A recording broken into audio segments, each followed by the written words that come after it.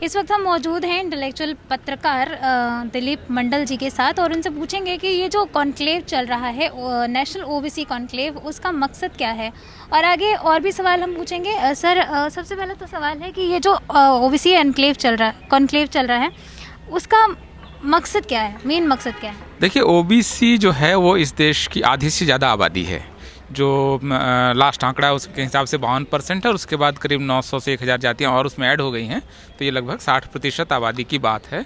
और जब तक इतनी बड़ी आबादी का विकास नहीं होगा, ये राष्ट्र निर्माण में हिस्सेदार नहीं बनेगा और देश के विकास में इसका रोल नहीं होगा, ये नेशन बिल्डर नहीं बनेंगे, तब तक ये देश विकास नहीं कर सकता है। अगर आधी आबादी को किनारे रख के आप इस देश का कोई विकास नहीं कर सकते हैं, तो इसलिए बहुत महत्वपूर्ण सवाल है। और मुझे लगता है कि ओबीसी के सामने इस समय बहुत सारे सवाल हैं, खास करके जिस तरह से किसानी में ज़्यादातर लोग इसमें जुड़े हुए हैं, कृषि की आमदनी घटी है, रोज़गार ओबीसी के लिए मिल नहीं रहा है, आरक्षण पर लगातार हमले हो रहे हैं, शिक्षा के क्षेत्र पर लगातार हमले हो रहे हैं और उनको एजुकेशनल इंस्टीट्यूशंस में वो हिस्सेदारी नहीं मिल रही है, उनको उच्च शिक्षा में उतनी स्कॉलरशिप नहीं मिल रही है, फॉरेन जाने की स्कॉलरशिप नहीं मिल रही है।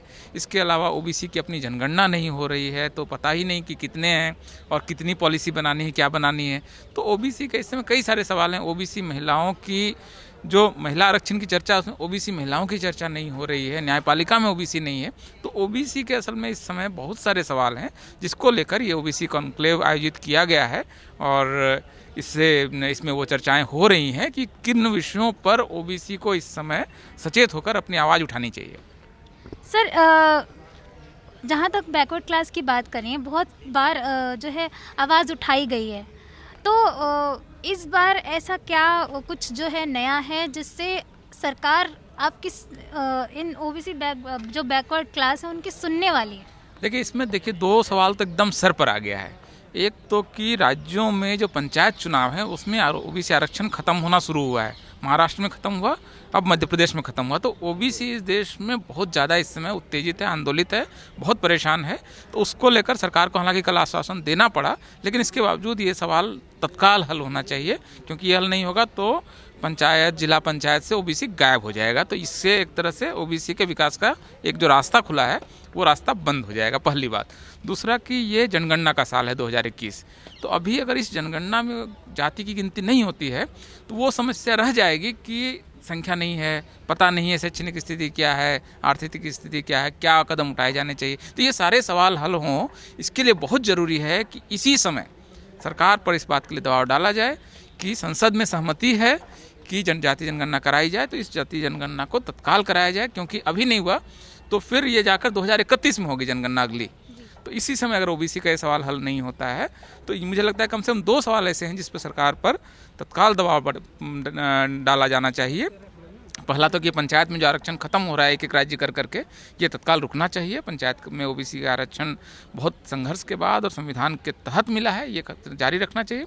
और ओबीसी का जो और तमाम जातियों की जनगणना होनी चाहिए। तीसरा सवाल, जो शिक्षा क्षेत्र से ओबीसी को बाहर रखने की कोशिश हो रही है, ये साजिशें भी बंद होनी चाहिए।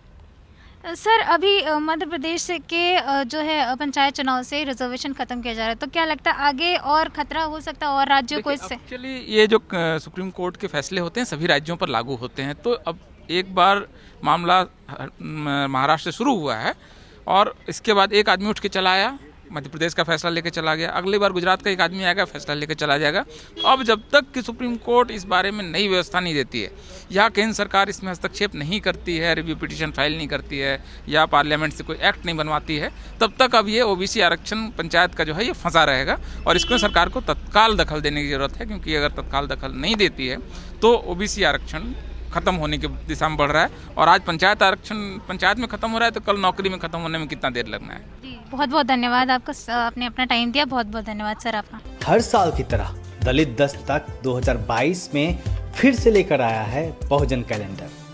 आज ही बुक करिए आप अपना बहुजन कैलेंडर।